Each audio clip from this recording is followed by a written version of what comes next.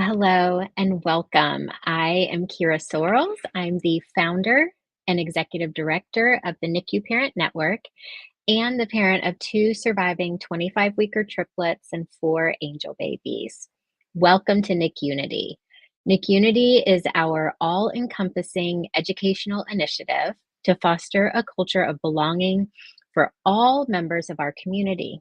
Our monthly schedule of NICUnity discussions bring together NICU parent leaders, adult former NICU patients, healthcare partners, and maternal infant health stakeholders for candid discussions on diverse experiences in the NICU and beyond. We want to shine a light on those who are often marginalized, silenced, and underestimated. And we're thrilled to provide this platform for raw, authentic conversations. So we want to thank you for joining us as we embark on this journey of learning, growth, and unity. Together, we will build a stronger, more inclusive NICU community, one conversation at a time. So today, we're going to explore the lifelong impact experienced by adult former preemies. Our guests will provide valuable insights into the unique challenges and triumphs faced by individuals who began their lives in the NICU.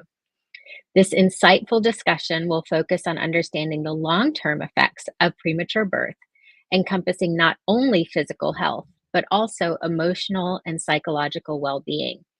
So I'm delighted to welcome today's guests, Lauren Ingledow and Meryl Taylor. Lauren was born at 26 weeks gestation, weighing just 430 grams.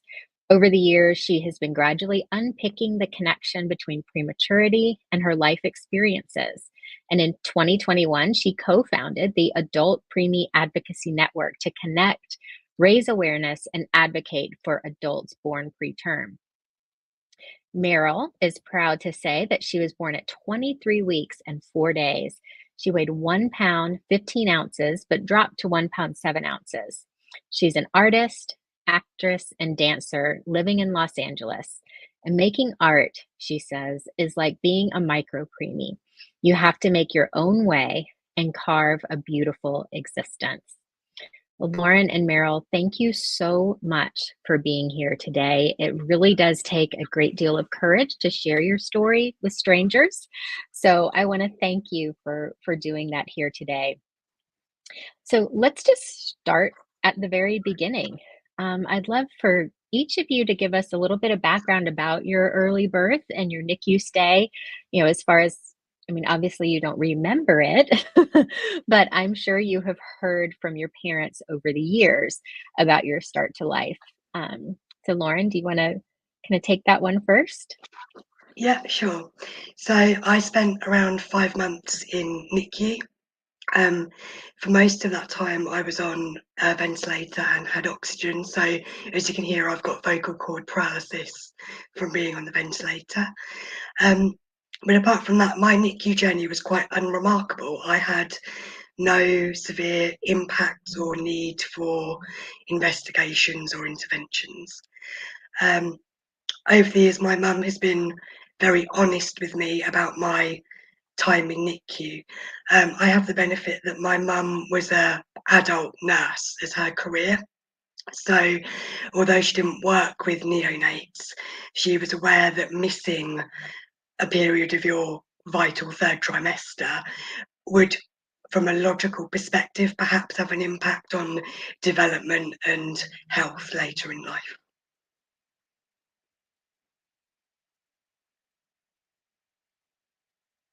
Kira, you're on mute. See, I should know that by now. Haven't we been doing this long enough? So how long, do you know how long your NICU stay was? So I was born in March and I was discharged August the 11th, which was my mum's Okay. birthday. So I Oh, don't know if they really? actually secretly planned that one, but Right. yeah, so yeah, about 5 months plus in Yeah. total. Okay. And Meryl, what about you? What have you learned over the years about your start to life? So yeah, I was born June 1st instead of, I think it was August 27th. Recently, my mom due date, she just told me. Then I rushed to my phone and was trying to figure out all the days and everything, because now they do days Yeah. on top of Right. weeks. When I was born, they didn't do any of that. It Right. was just, let's just round it off to 23, 24, whatever. Yeah. Right. But Right. yeah, my mom almost had me the night before. She was, but then she had me the next day, almost had me in the car. Um, Wow. and so, yeah, I was in the NICU for 3 months. I do know that I was ready to go at like 2.5 months, and my Mhm. mom was holding me, and she says she sneezed, and all the nurses were like, "Oh my God, you can't take your daughter home. You have a cold." Because they were so, protective of Right. me, and I was like their little angel. And Right. so, yeah, my mom likes to joke about that. She has a great sense of humor. And Uh-huh. but as far as there weren't, so I pretty much slept that whole time in the NICU because I didn't need oxygen for breathing. My lungs were good. Um, I didn't really need anything, and during the time, they didn't really know exactly what to do.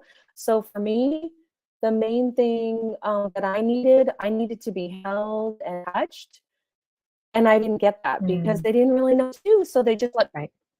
me need a Right. whole lot of physical care. They just basically, because they Mhm. were afraid of, tearing my skin or bruising me, or just any of those, Right. slightly, you know, gentle things that happen when you're holding early micro preemie, because their skin is so thin and just things like that. I'm sure Right. everybody listening knows all these things because, the, it's mostly parents, I believe, Yeah. but Yeah. that's kind of what happened. There was no kangaroo care. There was nothing like that. Even now, I Mhm. guess they do sound in the incubator, and they didn't do any of that. They didn't do any of Mm. that. So, Yeah, yeah, there's, it was, there's been mm, certainly been a lot of advances in understanding, over the years of what, our mm, babies need in the NICU that mm, they just didn't know, even just a few decades ago. I stimulation. mean, So, yeah, I mean, my survivors are 17 now, and um, they not every nurse would encourage us to, put our hands in the isolette and, containment hold. It was still like, be very quiet because, you don't want to overstress your babies. And now we know, well, the sound of the parent's voice is very soothing and it's important for the development. So, we've come a long way, but I think we still have quite a long way yet to go for sure. Um, so I wanted to kind of get your take on this. So if you do any kind of search about long-term impacts of preterm birth, you get, basically some type of description like we find on the March of Dimes website. Preterm babies can have long-term intellectual and developmental disabilities and problems with their lungs, brain, eyes, and other organs. They may have cerebral palsy, behavior problems, motor problems, mental health conditions, learning disabilities, and neurological disorders. They may have asthma, dental problems, hearing loss, vision loss, and gastrointestinal diseases. I mean, I remember hearing every single one of those things before my children were born and at various points throughout their NICU stay. So, these definitions may be clinically accurate, but it doesn't give us the picture of the humanity of a person that was born early. And this is something we were talking about before we went live. I mean, this is just a list of potential diagnoses. So, with that in mind, what sorts of misconceptions or stereotypes have you encountered over your lifetime when someone hears that you were preemie, or has that been an experience? Meryl, do you want to go first, or would you like me to? I don't mind. yeah, why don't you go first and I can hear your perspective? Yeah, thanks. Sure. Okay. So quite often that word miracle gets thrown up quite a lot, and I do understand why, but I think it can be a barrier to acknowledging the challenges that we may face, and those challenges are varied in terms of medical, emotional, psychological, and could be subtle, they could be quite extreme to a diagnosable point. But I think where there's a lot of fascination with this miracle and this catch up, so we go from miracle to being the equivalent of a full-term person, and that actually doesn't paint the full picture of what it's like to be a preemie.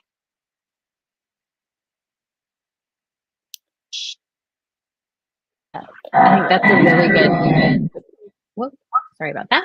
I think that's a really good point that you say, that it doesn't give you the full picture, and a list of diagnoses does not tell you who that person is, right? So have you felt at times that you were just a list of diagnoses? I think for me it's been the other way, that Okay. because I wasn't discharged from NICU with a whole list of problems. My childhood was fairly uneventful, apart from throat infections, chest infections. Apart from that, I was never really followed up. So Mm, my health started to deteriorate in sort of mid-adulthood. This was a complete shock to my primary care physicians and then the consultants I was referred to. mhm. So I think for me, For you, it was the opposite. it was like the preemie was just, oh well, that was your birth experience, but it's not relevant anymore. Mm, okay.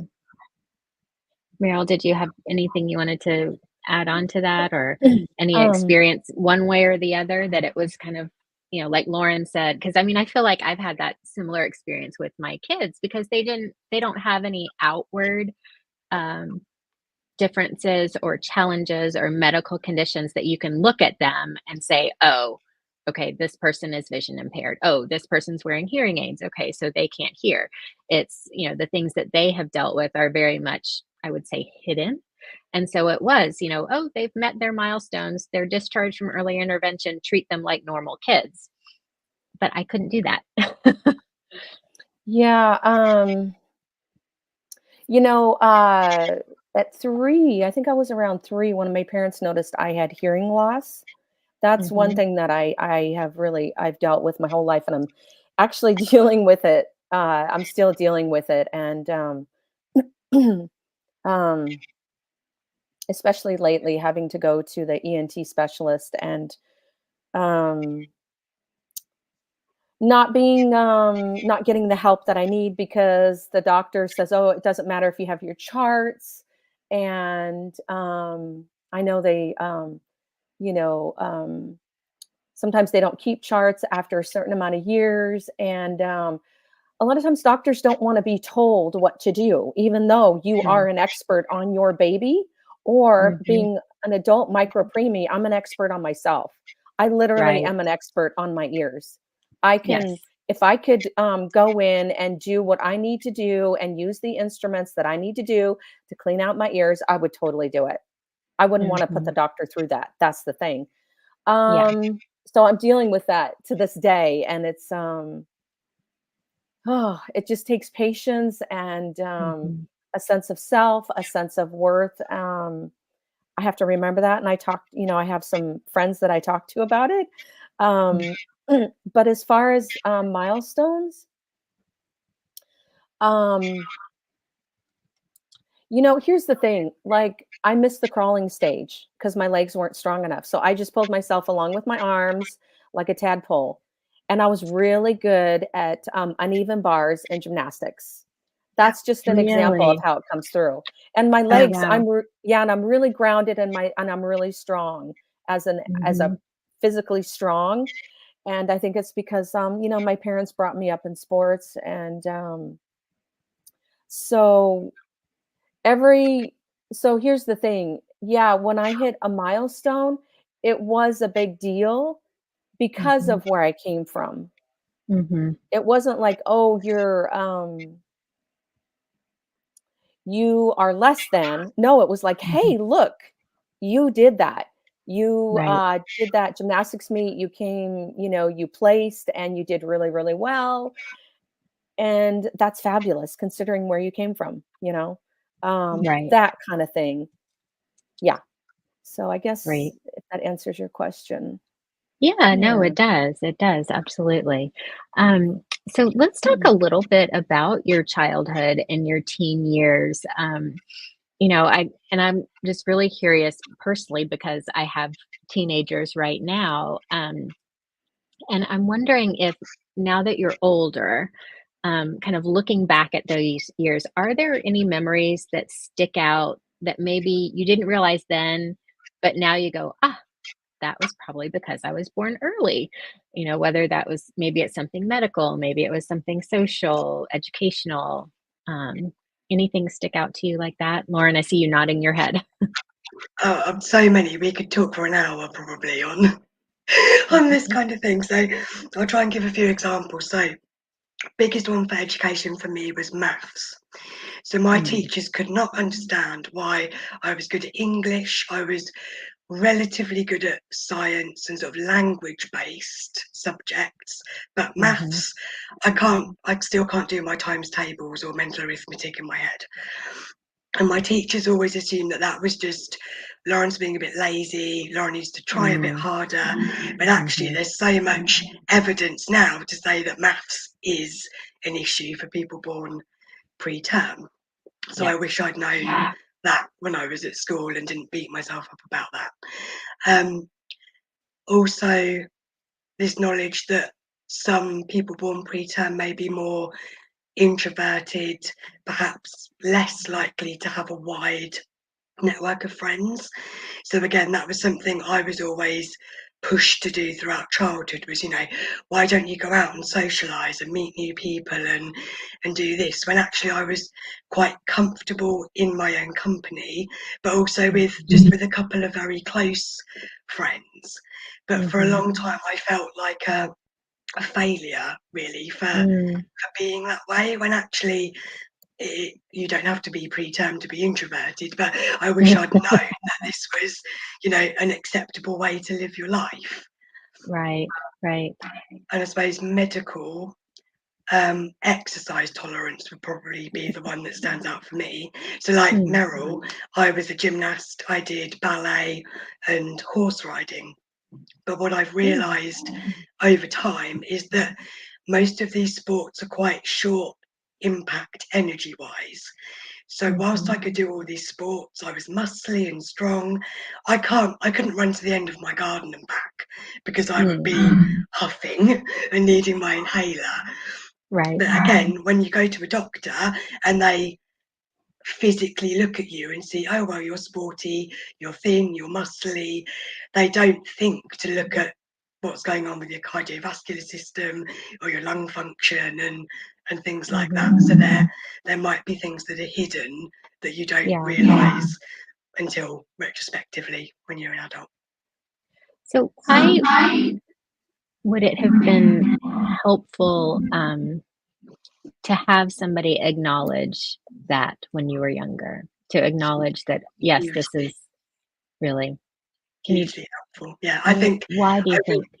I really think my life would have been different in terms of my self confidence and my belief in my ability. I know this sounds horribly negative, and I don't really mean it that way. My parents were incredibly supportive because they understood I was born premature. But from the outside world perspective, because there wasn't that recognition there, I was expected to be on a similar trajectory to my full term peers, when Mm, perhaps that wasn't a realistic expectation. It wasn't that I was incapable. It may be that I needed to use different tactics or was just a little bit slower, or even that maybe that skill was something I was never going to be able to pick up. But actually, I mhm, have a lot of skills I can do, positive traits that could have been emphasized, which would have helped me, I suppose, point me in a more positive direction at an earlier mhm, stage. yeah. So what about you, Meryl? Do you have any memories that kinda stick out again that maybe you didn't realize then, but now you can say, "Oh, that probably was happening because I was born early." Anything? stick out for Um, you? I sometimes wonder, I'm kind of, stuck in the middle sometimes, whether it's Mhm, environmental mhm, or, and how I was raised at times, mhm. or is it because I was, born so early? I but it also, just hearing other people's, other micro preemies, experiences in school is Mhm. totally relatable. Yeah. I definitely had such a hard time with, math and science, and, I Mhm. liked patterns. I liked algebra, but, geometry and, was just that kind of stuff was so challenging, and I Yeah. almost flunked out of advanced biology in high school, and I just stood in front of my teacher, and I was just crying, and I Mhm. think, it's funny to think about it now, but it was so true then, um it was a lot of, what is it? Retention of Mhm. information, retention of what Mhm. I was reading, Yep. and having to read over stuff a million times. Mhm. Um, and the reason I got through school is because, I come from a teaching family, and my dad was a really good teacher. He could, if he Mm. could help me, he could help anybody. Sometimes he would Yeah. draw me pictures, he Mhm. was a professor, and so I was so lucky I had that, because if I didn't have that, I don't know where I would be, honestly. Yeah. I mean, Yeah. some people say we choose our parents, and then, who knows? Maybe we do, maybe we don't. But Yeah. that being said, I'm very grateful for that. And it was a challenge. And so here's the thing, when I was in front of my advanced biology teacher and having a breakdown, um, she goes, "Well, what can you do a report, or what can you do a report on?" And I did it on being born early. I was like, "Well, I Mm. was born early." And Oh, wow. so, yeah, and so I ended up doing a report on that, and, you know, talking in front of my class about being born so early, and everybody was, like, really interested in it. And it Yeah. just gave a sense of, humanity to myself Right. and to my Yeah. students and to my teacher, Yeah. because I know she knew who my dad was, because we were in a small Right. town, and I think she was thinking, "Why don't I have that photographic memory like my dad?" She Mhm. was looking at me that way. Mhm. Yeah. And I just laid it all out. I guess I Yeah. instinctually knew I had to lay it out and say, "This is who I Right. am, take it or leave it." Yeah. So I didn't I flunk. love I love that, Meryl, and just hearing both of you talk, I mean, I'm having very clear memories just, a few years ago of the work that I've done as a parent to help, one of my kids in particular get through math, get through science, and we did the same thing. Let's draw a picture of this word instead of, trying to memorize the definition. Mhm. Let's try to visualize this word and just figuring out how she learns differently because she does. And it is those same kind of things you were just talking about, the retention and, I think she's been diagnosed with auditory processing disorder, which makes sense for the issues that she has, but it's I think too it can be tough because there's so much pressure to succeed, and succeed in high school means you graduate with like an associate's degree for college already. And I just have to keep telling her, what, get your college degree when you're in college. That's okay. But I think it's really tough for her sometimes because she's got this group of friends that are taking AP this and AP that, and she's struggling in her classes, but having to work so much harder, it feels like, to The other to do thing is well. too, it can cause, I mean, even in, grade school, primary school, Mhm. um, Mhm. I had so much anxiety over, learning math Mm. and, Mhm. certain parts of, science, and just, having to get the homework done, and then it would build up, and then the weekend would come, and I'd be like, "Okay, I have some time," and I still couldn't. It was just, Yeah. and, Mhm. and that's the thing is that kind of anxiety, yeah, I guess it started for me when I was really young, and Yeah. I just dealt with it, and there wasn't a whole, Mhm. movement around it like there is now, because people are so much, more accepting of it, but, it was so Yeah. overwhelming, and it can cause, um, some issues, but I think if you just Mhm. kind of, uh, learn as a person and that as a parent, you can kinda give that to your child and say, "You're okay no matter what. Mhm. You're gonna get through Right. this. Tomorrow is Yeah. another day, and I'm here for you to help you through this." Mhm. Yeah. I think. Yeah. 'Cause when your parents Mhm. understand, if even if that external environment like school is quite hostile, really. I spent a lot of my time at school masking, I think, but because I was free to be myself and my mum understood to the best of her ability, I was free at home and I Mm. felt safe to decompress and talk to her about the issues I was having, and that made Mhm. so much difference. Like Meryl said, I Mhm. don't know what would have happened if I hadn't have had that at home. Right.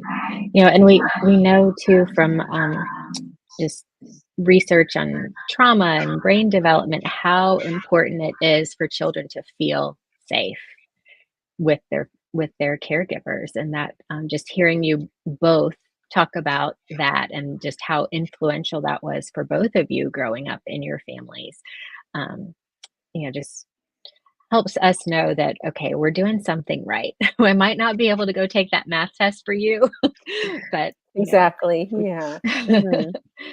So, Lauren, let's jump because, we've had some discussions and I heard you on Mary Coughlin's wonderful podcast, Care Out Loud, that over the years you've been kind of putting the pieces together about your health and well-being and connecting those dots back to your early birth. Mhm. But you've also told me that not every physician has taken you seriously when you mention being preterm as, an adult and isn't that significant.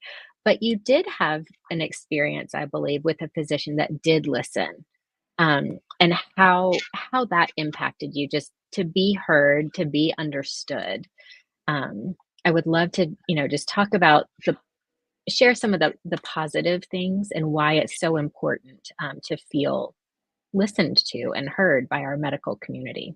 Definitely. So at 26, I became quite unwell quite suddenly. So I lost an awful lot of weight.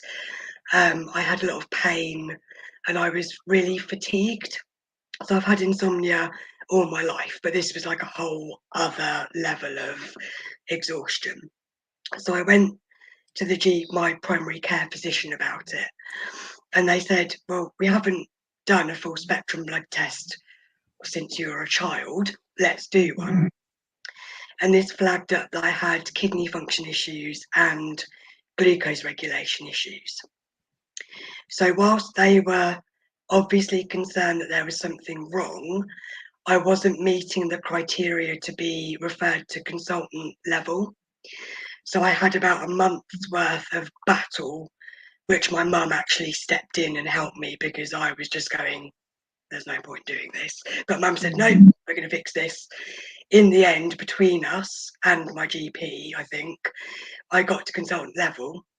And so I'll just talk about the kidney consultant really Mhm. first. Um, Went into his office and he was taking my history. And I said, look, I don't know if this is relevant, but I was born preterm, very low birth weight, and my mum had preeclampsia. And he said, well, did you know that you don't have enough nephrons in your kidneys? Mm. And I said, oh, what do nephrons do? And he said, well, it helps you filter out your waste and all this kind of thing.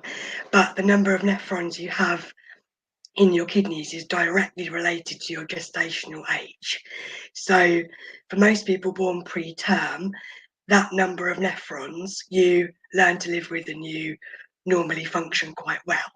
But if you become sick or you're stressed or you're tired, this puts an extra strain on your organs, so we might start to see a bit of deterioration. And that made complete sense. And it was the first time anyone had ever acknowledged that there may be issues related to my prematurity.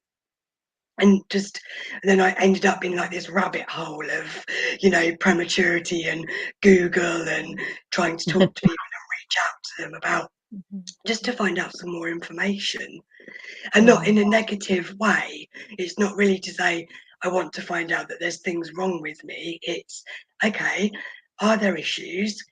If there are, what can I do to help myself and make the people around me aware, so I can live the best life possible?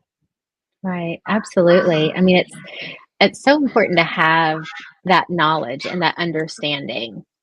It just, even if it doesn't necessarily change the condition, it's just having that knowledge and understanding just helps you being able to name something and say, okay, this is happening because of this, as opposed to just this kind of, you know, nebulous, oh yeah, I'm having this issue and I don't know why, but Yeah, it it does gives you kind of more of give you, a platform and a yeah, foundation.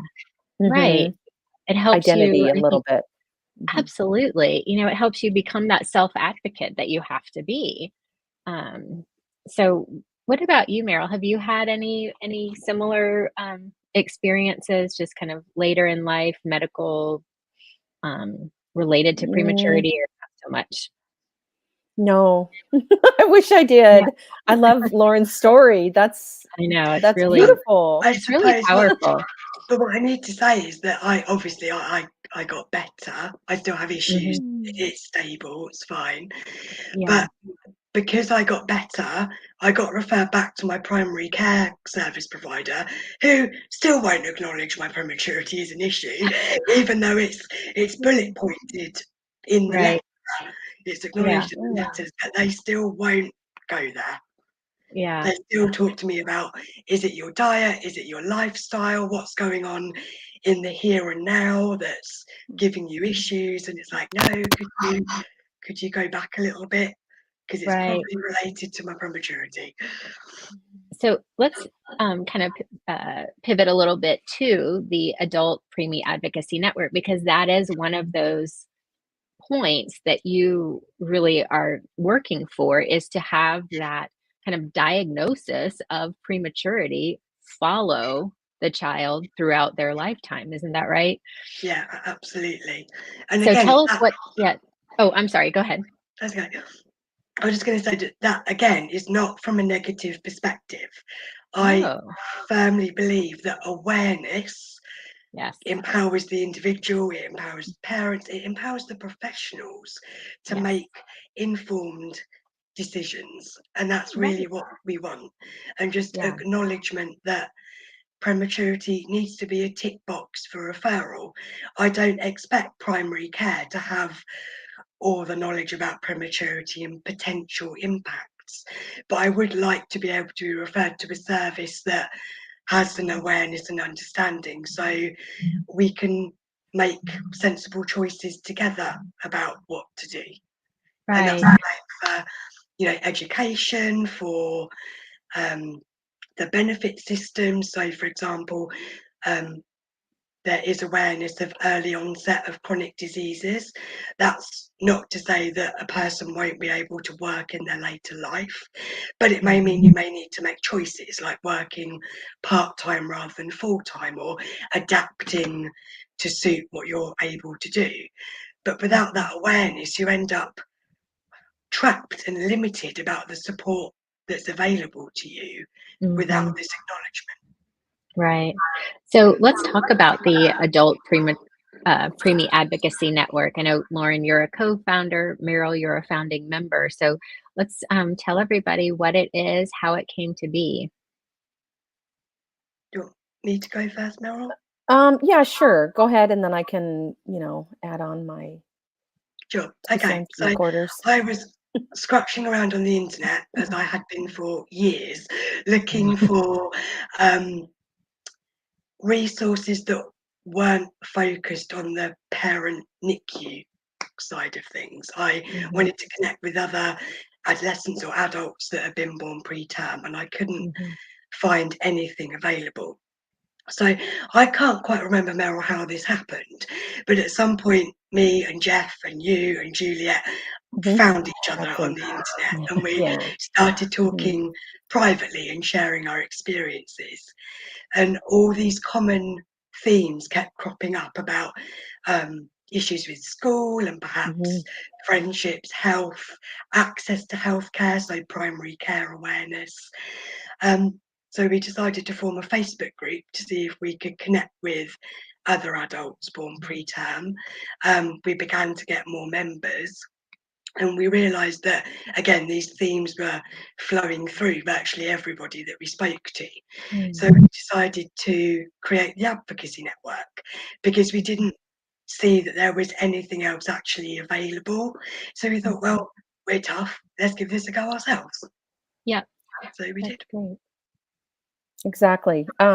Just want to kind of, um, you join on that is, yeah, I was brought on by one of the founding members because I was a part of another Facebook group. And the thing is, I'm of the type to, and I'm really thankful to my parents for this. I'm of the type to not, I mean, I tend to live in the past, but um, I will always use the past as a stepping stone to something better, to something Mm. progressive, and not just Mhm. more progressive, but progressive, you know. And so the group that I had been in, it was more about talking about the past, illnesses, and it didn't seem like there was a lot of moving forward. It was just Mm. kind of a little more stagnant. So Mhm. I was pulled into this group, and I was like, oh, this group is like a breath of fresh air, basically, because they're reaching out to other groups, people, researchers, trying Mhm. to learn more, just learn more and be open to possibilities. And so that's why I really like this group, because Mhm. it is an open door, and that's how I'm here today. And it is an Yeah. open door for speaking about our experiences and coming together to do something better for a new generation, or for parents that are in the process of going through the experience, or for Mhm. youngins that are going through the experience. Hopefully we'll have, Right. maybe a toddler, or maybe a child in primary school who can hear this and go, oh, Right. mom, dad, listen to what they just said, that kind of thing. Mhm. And so that's what I really appreciate about this group. And that and of course school, and I totally related on that level to a lot of things going on in school and learning, Mhm. Yeah. because everybody learns differently, and just the commonality and the connection was so Mhm. important. Yep. And the other thing is too, is that that old group that I was a part of, it seemed like there was one moderator, or maybe a couple, but moderators set a tone for Mhm. the group. And it's just like when there's a group leader, there's Mhm. got to be inclusion, there's got to be acceptance, kindness, Yep. gentleness, but also picking, Mhm. Right. supporting each other in any way we can, and an understanding. Absolutely. Yeah. Absolutely, Yeah. yeah. Brene Brown is one of my absolute favorite authors, researchers on the planet, and that's one of the things that she always says is we are wired for connection. Mm. And when you're talking about finding that commonality and how that was the same reason that we started our network, the NICU Parent Network, was because I knew there were other parents out there that had had this experience and now wanted to do something, just like you were saying, being forward thinking and okay, we've had this experience, now let's make it better for those that are coming behind us. And it I'll never forget that first time I sat down with another NICU mom who had started an organization. Her name is Kelly Kelly. She's the CEO of Hand to Hold now, and it was like both of us were just. It was just it's that unspoken thing that you have almost instantly with someone, and you're sharing your stories and your experiences, and you don't feel alone, and just how powerful that is. Again, to feel seen, to feel heard, to feel understood is just it's really powerful. It's the first time you feel like you're speaking to someone that you don't actually have to explain everything. Yeah. Yes. Yeah, absolutely. So tell us about the network, Lauren. I know we've gotten to know each other over the last couple of months now, so I know you're involved in some research, and that's the other thing I wanted to comment on too. Is one of the reasons that we started this network was because we felt like the parent perspective was not a part of research, was not a part of care guidelines, because as parents, we are the voice for our children until they have their own voice. And so it's kind of this continuity from us to you. I think it's just this perfect, synergy that we have because we can encompass that entire, perspective and best interest of the child from, like I said, when they don't have a voice to when they find theirs and can use it. So tell us more about what the network is doing. It's obviously a place to connect with others. Um, Yeah. but you're also doing, you've got some advocacy and other goals as well.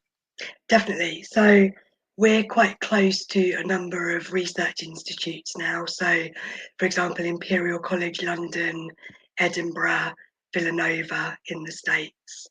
Um, so really, what I find in our APAN inbox is an awful lot of grant applications, which we get asked to read, and they may be related to time in NICU or studies they want to do in childhood, adolescence, or adulthood. So quite often we get asked to read them, feedback, make comments.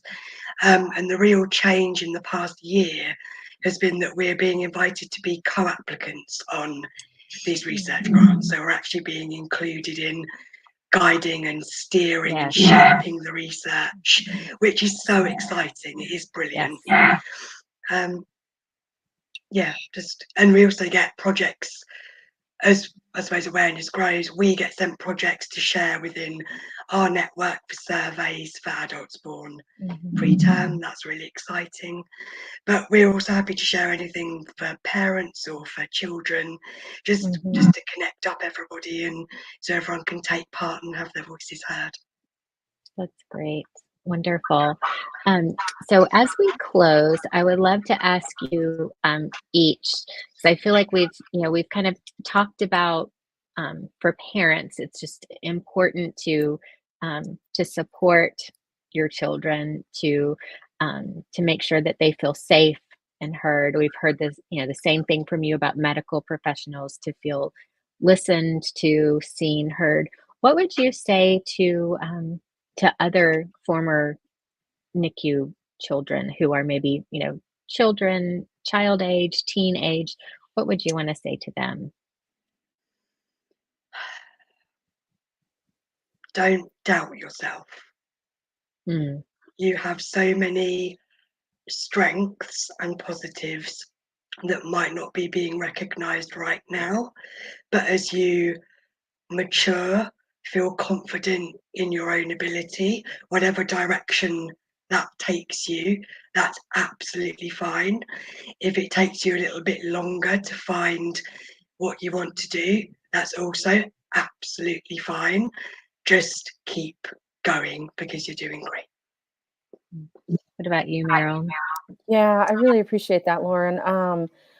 For me, um, I think it would be having a sense of self, having self-esteem, and appreciating your strengths. And if sometimes you feel like, oh, I can't do this, don't worry about it.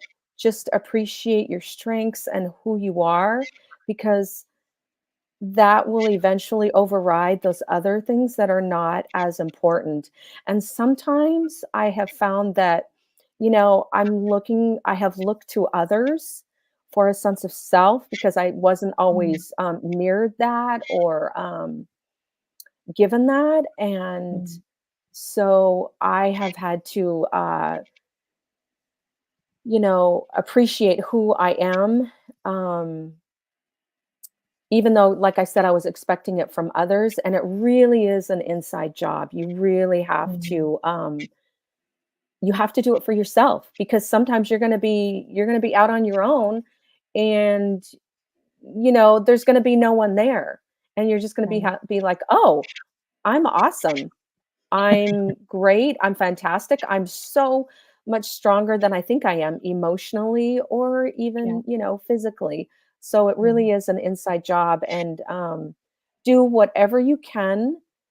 And Google is wasn't always around for some of us, and so you've got it. Whether you go Yeah. on your phones and you look up information, you really do. We really are stronger than we think we are. We really Mhm. are. And Yeah. giving to ourselves, people see that, and then we're able to give it to others. So you always have to Mhm. start with yourself first. It's Right. cliche, but mom and dad It's were right true. when they said that, Right. or the grandparents. Right. I love that. Well, I can't think of a better way to end our discussion. Thank you both so much for being here, for being so open to share about your life and your experiences, and thank you for the work that you're doing to elevate the voice of the adult preemie, because we need your voice. And I just know that this is the beginning of a long collaboration between our two networks. And just thank you guys so much for being with me today. Thank you, Great. Karen. Thank you for having us. Thank you so much. Thank you, Lauren. Okay. Thanks, ladies. So I just want to thank everybody for joining us today. We're intentional in our efforts to make participating in NICU Parent Network educational offerings as simple as possible. So please make sure you mark your calendars for our other NICUnity offerings that are published on our Facebook page, our Instagram, and LinkedIn pages. You can also head over to our website, NICUparentnetwork.org, and get added to our mailing list to make sure you don't miss any announcements or updates. So, we do hope that you will choose to join us for these upcoming events. On Tuesday, May 7th, NICUnity, Together We Thrive, Cultivating Unity in NICU Motherhood and Mental Health. On Wednesday, May 15th, we'll be having a NICUnity discussion about tube feeding after the NICU. And then at the end of the month, our members only NICUnity Leadership Lounge about succession planning with Kelly and Nancy Micka. These are really wonderful opportunities to have informal, open discussions with other NPN members and an incredible member benefit. So if you're not a member, go over to our website and please join our waiting list. So with that, I just want to thank you, and we'll see you next time.